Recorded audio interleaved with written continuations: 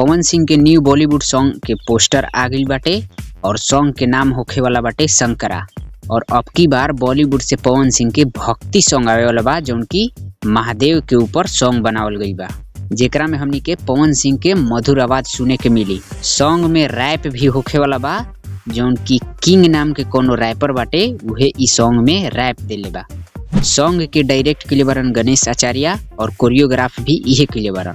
और तारा लोग के अगर मालूम ना होखी कि गणेश आचार्य कौन हवन तो तू लोग के बता दी कि गणेश आचार्य उहे कोरियोग्राफर हवन जौन की पुष्पा 2 अभी हाल ही में जौन मूवी आई रहे ओकर सॉन्ग के कोरियोग्राफ कइले रहन।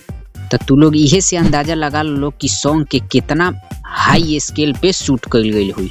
सॉन्ग के पोस्टर तो आ गइल बा लेकिन टीजर के लेके कोनो अपडेट ना देव रहे, मतलब कि टीजर कब आई एकर बारे में पता ना रहे। लेकिन अब टीजर के रिलीज डेट भी अब पता चल चुकल बा। तो इस सॉन्ग के टीजर 16 तारीख के आवे वाला बाटे आरडी म्यूजिक रिकॉर्ड्स के यूट्यूब चैनल से, और उहे चैनल से इ मूवी के सॉन्ग भी रिलीज होखी। तो ऐसने अपडेट खातिर हमारे चैनल के सब्सक्राइब कला। मिलतानी नेक्स्ट वीडियो में।